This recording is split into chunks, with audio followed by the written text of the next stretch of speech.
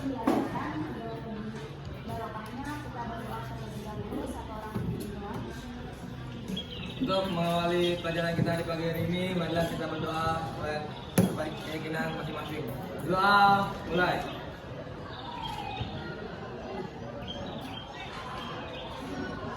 Doa selesai. Langsung saja kita mulai pembelajaran kita pada pagi hari ini, yaitu perubahan dan pelestarian lingkungan hidup. Nah, pada materi pembelajaran perubahan dan pelestarian lingkungan hidup, ada 6 subbab yang akan kita bahas. Yang pertama yaitu keseimbangan dan perubahan lingkungan hidup. Yang kedua itu pencemaran lingkungan hidup. Yang ketiga yaitu akumulasi bahan pencemaran dalam rantai makanan. Yang keempat itu penanganan limbah. Yang kelima itu menyangkut komunitas. Dan yang keenam itu adaptasi dan mitigasi terhadap perubahan lingkungan. Yang pertama yaitu keseimbangan dan perubahan lingkungan hidup. Bisa teman-teman lihat sendiri di layar proyektornya bahwa saya di sini menurut Undang-Undang Nomor 23 Tahun 1997, lingkungan hidup adalah kesatuan ruang dan semua bentuk daya keadaan dan makhluk hidup termasuk manusia dan perilakunya. Terus selanjutnya yaitu keseimbangan lingkungan adalah kemampuan lingkungan untuk mengatasi tekanan dari alam ataupun aktivitas manusia dalam menjaga kestabilan kehidupannya. Selanjutnya yaitu kriteria lingkungan itu dikatakan seimbang apabila memiliki 4 faktor. Yang pertama, terdapat kolaborasi interaksi di dalamnya. Yang kedua itu lingkungan homeostatis. Yang ketiga itu perubahan dan perkembangan organisme secara alami. Dan yang keempat itu memiliki daya dukung lingkungan. Paham sampai sini? Selanjutnya yaitu faktor penyebab perubahan lingkungan. Nah, faktor penyebab perubahan lingkungan ini ada 2, faktor alam dan yang kedua faktor manusia. Nah, faktor alam ini dia dapat dicegah pada bencana alam, longsor, banjir dan sebagainya. Ini yang berasal dari alam Nah, terus yang kedua itu faktor manusia. Faktor manusia ini berupa kayak penebangan hutan sembarangan, terus perdagangan hidup, pokoknya yang dibuat manusia untuk merusak lingkungan. Paham sampai sini?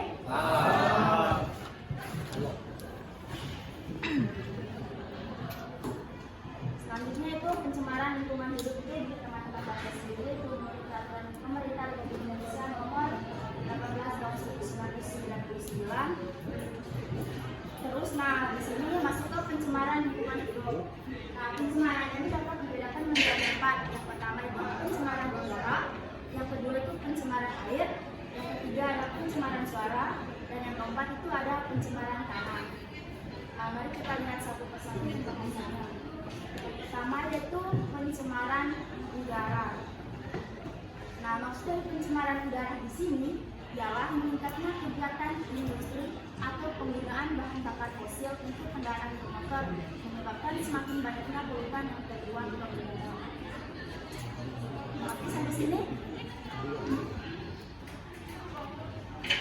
Ada yang mau ditanyakan? Tidak ada? Kita lanjutkan. Selanjutnya yaitu beberapa zat yang dapat menyebabkan pencemaran udara. Ada beberapa zat? Ada 6. Yang pertama itu karbon dioksida atau yang kedua itu Hidrogen, yang ketiga klorofluorkarbon, yang keempat yang kelima terakhir kita lihat satu persatu pembahasannya. Yang pertama yaitu karbon monoksida. Nah, karbon monoksida ini dia memiliki sifat tidak berwarna, tidak berbau dan tidak berasa. Nah, gas CO ini berasal dari pembakaran bahan bakar fosil yang tidak sempurna. Terus pada konsentrasi yang tinggi gas karbon monoksida ini dia berbahaya bagi manusia. Nah, ada yang bertanya sampai sini? Nah, kalau kira-kira kalau saya bertanya kenapa sih karbon monoksida ini berbahaya kalau dia berada pada konsentrasi tinggi? Ada yang bisa jawab? Bisa? Saya coba jelaskan sedikit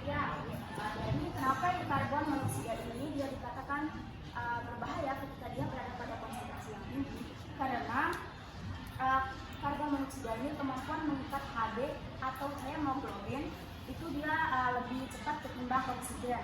Nah, oleh sebab itu oksigen ini tidak akan bisa tersebar secara merata di seluruh tubuh. Akibatnya bisa menyebabkan penyakit kronis seperti jantung. Paham sampai sini? Paham. Bisa kita lanjutkan ke nitrogen oksida. Bisa. Nah, selanjutnya itu nitrogen oksida. Nah, nitrogen oksida ini dia ada dua macam. Yang pertama itu ada nitrogen monoksida dan yang kedua ada nitrogen dioksida.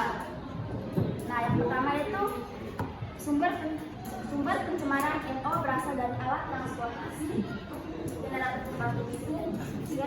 pembangkit listrik, dan pembuangan sampah. Terus gas NO ini bersifat tidak berwarna, tidak berbau, dan tidak dapat teroksidasi oleh oksigen menjadi NO2. Nah, arti kata teroksidasi ini ialah proses di mana suatu gas itu melepaskan satu elektronnya. Teroksidasi itu maksudnya proses di mana suatu gas atau atom itu melepaskan satu elektron. Ngerti? Terus NO2 ini juga dia berbau menyengat dan berwarna coklat kemerahan. Ada yang mau bertanya dulu sampai sini?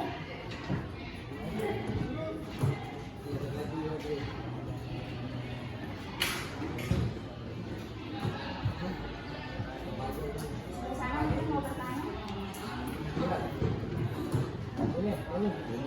Ini bagus.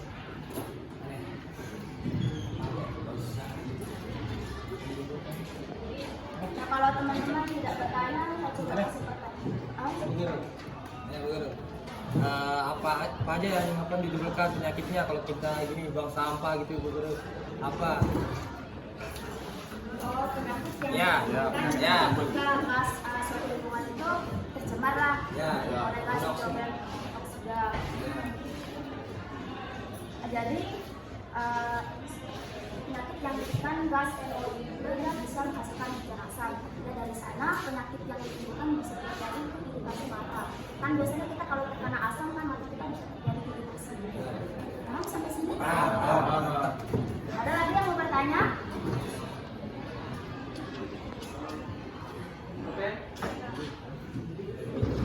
Ada lagi yang mau bertanya?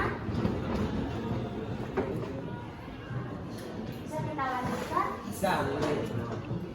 Nah, zat berbahaya yang ketiga yaitu klorfluorkarbon.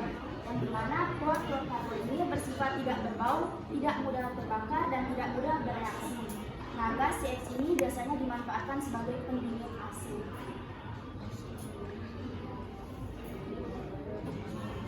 Ada yang bertanya?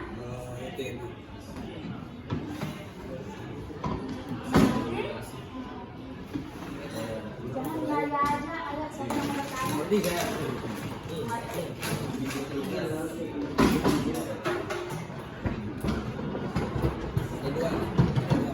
Mati sampai sini. Nah, selanjutnya yang keempat yaitu ozon atau ODA. Nah, ozon ini terdapat di lapisan stratosfer dan lapisan troposfer. Nah, ozon ini lapisan stratosfer itu berfungsi melindungi dari sinar ultraviolet yang masuk ke bumi. Fungsi melindungi dari sinar ultraviolet yang masuk ke bumi. Nah, pencemaran gas ozon menimbulkan emisi dan gangguan karbon.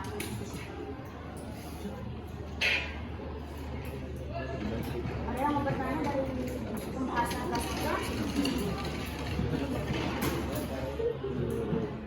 Mau bertanya?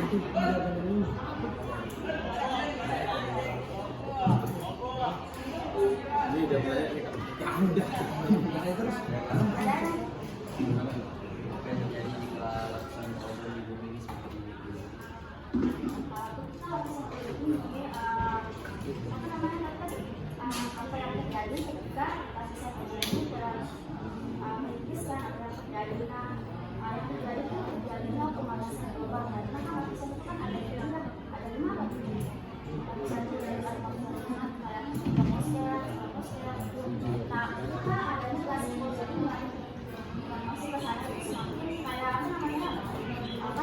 masuk tuh. Nah, dia tidak akan bisa keluar lagi. Nah, dari situ akan terjadinya lapisan nafas yang di sana akan terjadi yang namanya pemanasan global atau cuaca.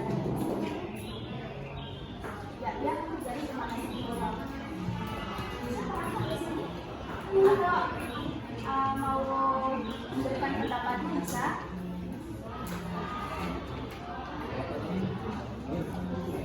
Ini ya.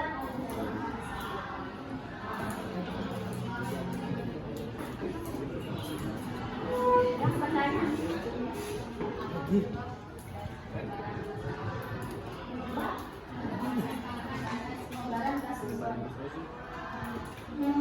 Nah, gas ozolit ini biasanya itu dia terbentuk dari emisi polutan yang memicu pembentukan gas ozolit. Nah, solusi yang bisa kita lakukan untuk mengurangi pembentukan emisi polutan yang membentuk gas ozolit ini, yang pertama itu langkah-langkah itu mengurangi penggunaan kendaraan bermotor. Terus yang kedua itu menggunakan alat transportasi publik. Dan yang ketiga itu menggunakan bahan-bahan yang ramah akan lingkungan. Kan pertanyaannya tadi kan gimana? Apa tadi? Penyebab penyebaran gas ozon. Itu tadi karena banyaknya emisi polutan yang membentuk karena banyaknya emisi polutan yang membentuk gas ozon tersebut. Nah, untuk menghindari hal tersebut ada tuh solusi atau langkah-langkah yang bisa kita ambil. Yang pertama itu pengurangan penggunaan alat transportasi. Yang kedua itu bisa kita gunakan alat transportasi umum untuk mengurangi penggunaan kendaraan bermotor kan. Kalau masa-masa bawah kan itu akan banyak terjadinya polusi. Terus yang ketiga itu menggunakan bahan-bahan yang akan ramah lingkungan. Bisa dimengerti? Teman-teman yang lain? Bisa. Oke? Nah, selanjutnya kita lanjutkan. Selanjutnya itu gas rumah kaca. Gas rumah kaca di sini dia dapat berupa H2O atau air, terus CO2 atau karbon dioksida, CH4 atau metana, O3 atau ozon, dan NO atau nitrogen oksida.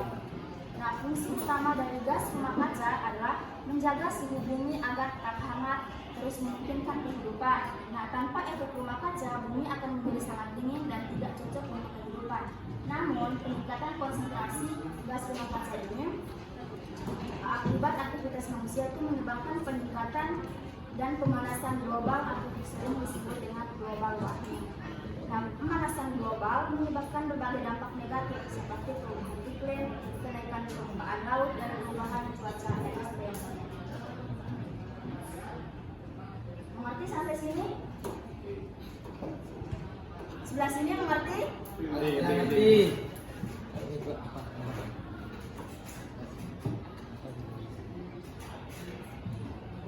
Mengerti sampai sini?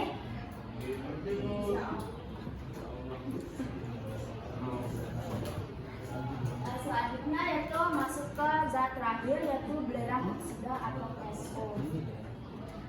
Nah, belerang oksida ini dia dapat berupa SO2 atau SO3. Nah, gas SO2 itu dia sifatnya itu berbau menyengat dan tidak mudah terbakar.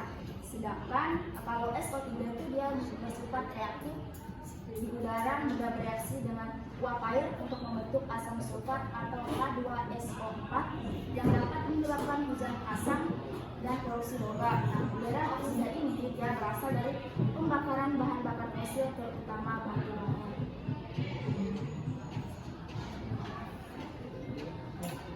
Ada yang mau bertanya?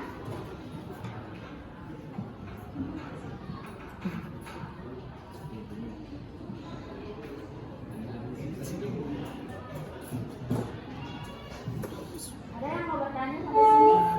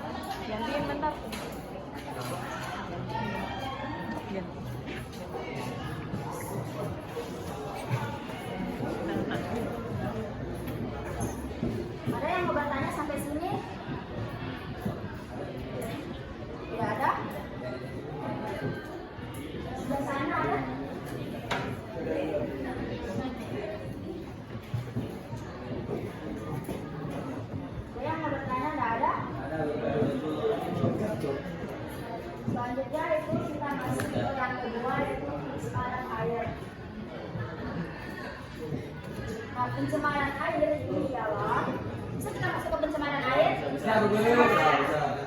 Berarti di pencemaran udara sudah bisa paham ya?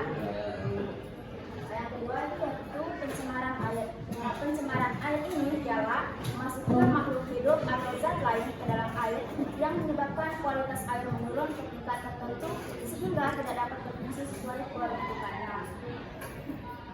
Nah, pencemaran air ini juga dia dapat diukur menggunakan 3 parameter. Yang pertama itu parameter fisik, kedua itu parameter kimia, dan yang ketiga itu parameter biologi. Dan terus yang pertama itu kita lihat itu parameter fisik. Nah, yang dimana parameter fisik ini dia meliputi kandungan partikel padat, zat padat larut, terus keperihan, warna, bau, suhu, dan pH air. Nah, biasanya air itu bisa dikonsumsi itu ketika dia memiliki sifat yang apa? Apa? Ya, bersih. Terus ada yang mau berpendapat lagi? Ya, tidak berbau, bersih. Terus? Ya, silakan. Ayo, Mbak, kita mau berpendapat. Tidak berwarna, terus? Dan tidak berasa.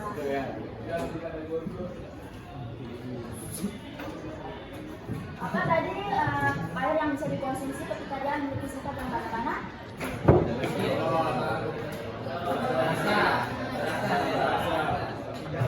Tidak berasa, tidak berbau, dan tidak berwarna. Selanjutnya yaitu yang kedua itu parameter kimia.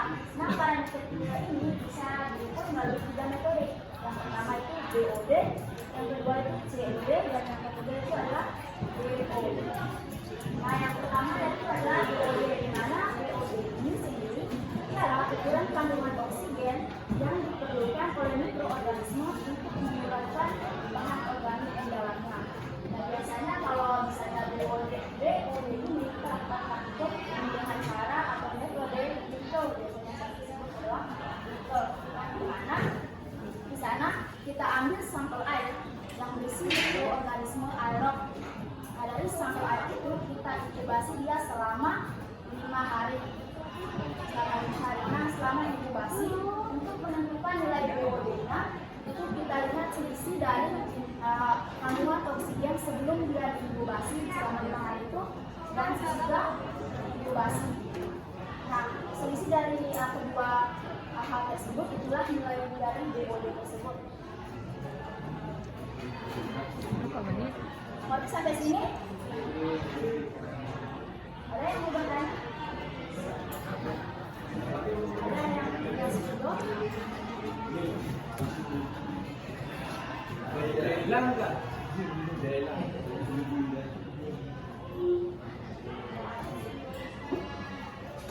Jadi gini ya, ulang-ulang saja ya. Yang biasanya kan kalau BOD itu kan kita ukur komponen ya dan beberapa organisme. Nah, biasanya kita ambil nih sampel air kan, sampel air kita ambil biasanya mungkin seberapa mili lah. Nah, kita ambil ya apa namanya sampel air itu kan biasanya berisi mikroorganisme di dalamnya, mikroorganisme aerob. Nah, di sana kita ambil sampel air itu, terus kita inkubasi dia selama 5 hari. Ya, selama 5 hari. Nah, sebelum kita lakukan inkubasi itu, kita cek dulu berapa kira-kira oksigen yang terlarut di dalamnya. Nah, setelah inkubasi, kita cek lagi nih kadar oksigennya setelah diinkubasi. Nah, selisih antara dua angka tersebut itulah hasil dari BOD. Oke, sampai sini? Ngerti? Nah, selanjutnya yaitu metode yang kedua adalah metode COD. Nah, di mana metode COD ini adalah ukuran kandungan oksigen yang diperlukan agar bahan buangan di dalam air itu dapat teroksidasi melalui reaksi kimia. Biasanya kalau di metode COD ini kita menggunakan metode reflux. Ya, reflux ini itu melibatkan misalnya kita ambil sampel air. Ada 3 bahan yang kita siapkan. Yang pertama itu sampel air, yang kedua itu asam sulfat, yang ketiga itu kalium kromat. Nah, ketiga bahan itu pelan-pelan ya. Ada 3 bahan. Biasanya kalau kita menggunakan metode COD, ada 3 bahan yang kita siapkan. Yang pertama itu sampel air, yang kedua itu asam sulfat, dan yang ketiga kaldu tomat. Nah, ketiga bahan itu kita campur, taruh di dalam wadah kan. Misalnya kita yang kita butuhkan, misalnya sampai airnya kita butuhkan 5 tetes, bakal 5 tetes lah ya, 5 tetes. Terus asam sulfatnya berbanding terbalik, bisa 2/5 atau misalnya asam sulfatnya 5 tetes juga. Terus kayak kaldu tomatnya 5 tetes juga. Nah, dia disimpan di dalam wadah, kita tutup. Nah, udah kita campurkan, terus kita tutup kembali wadah itu. Terus kita panaskan dia selama 5 jam lah, bisa kita bilang selama 5 jam kita panaskan bahan tersebut, atau ya kita panaskan selama 5 jam. Terus setelah beberapa jam itu terus kita ukur kandungan oksigennya di dalamnya. Nah, itulah hasil dari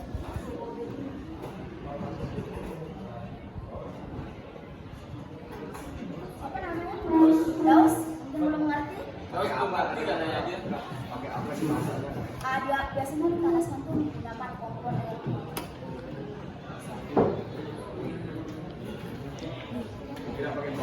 Ataukah ya,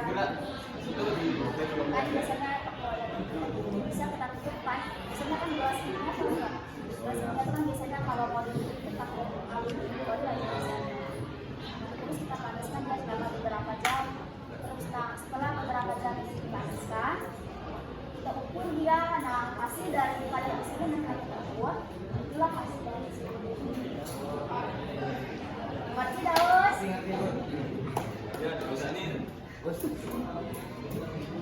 Gak apa-apa. Terus yang selanjutnya metode yang digunakan adalah di mana dulunya adalah ukuran kandungan oksigen yang terlarut di dalam air. Nah, biasanya kalau di ini metodenya tidak terlalu ribet. Dia menggunakan metode yang menggunakan biometer. Ada alat biometer, bisa kita langsung cemplungin ke air, terus kita kita cemplungin ke air, terus kita ukur dia pada dia itu metode secara langsung, dia tidak terlalu ribet kayak metode BOD dan COD maksudnya. Ini lebih singkat metodenya. Kalau BOD dia cukup menggunakan alat yang namanya biometer. Jika kita ukur menggunakan itu, keluar hasilnya itulah hasilnya BO. Ya, paling mudah itu pakai BO.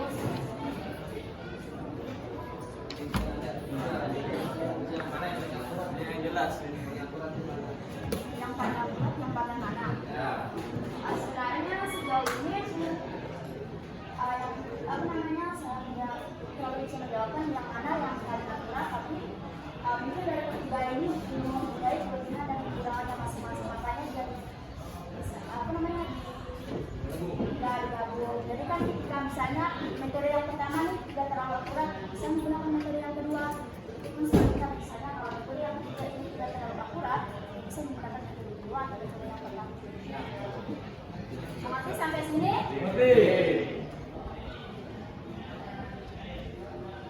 Terus masuk ke parameter yang terakhir, yaitu parameter biologi.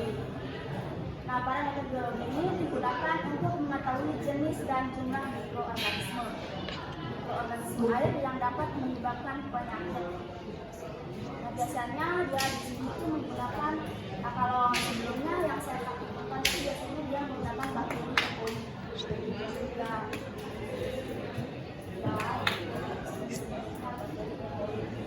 Ya, di sana kita pastikan dia menggunakan media agar terus kita taruh di cawan Petri, kita tuang ke cawan Petri. Karena kan agar pasti dia akan lembek kan, keras sedikit. Nah, dari sana kita bisa ambil sampel air, terus kita celupkan ke jarum masak, kita masak juga sama. Tapi posisinya tidak terlalu keras, nanti terus kita inkubasi. Nah, hasil besoknya kalau kita melihat ada berapa bakteri yang terinfeksi di sana, berarti sampel air itu dapat mikroorganisme yang dapat menyebabkan penyakit. Bisa sampai sini? Insyaallah ya.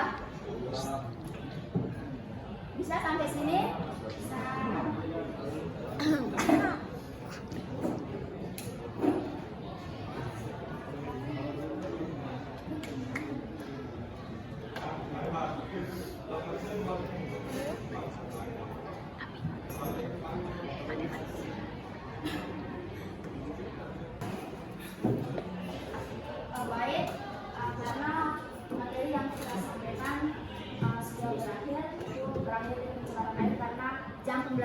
sudah selesai, yang pembelajaran kita sudah selesai, saya akhiri lagi apa namanya kita pada pagi hari ini. Nah, sebelum mengakhiri saya akan mencoba merangkum kembali terkait materi kita pada pagi hari ini.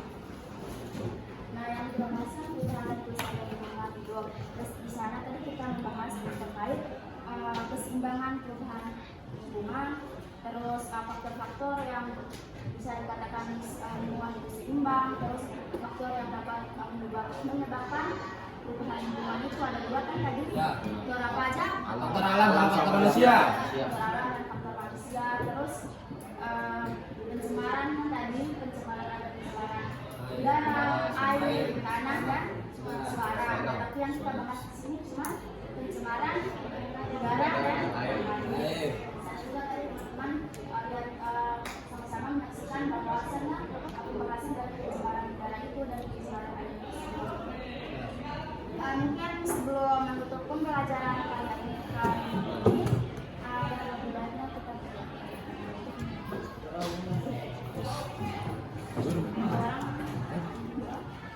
Untuk mengakhiri pelajaran kita di sana ini, marilah kita berdoa. Berdoa, mulai.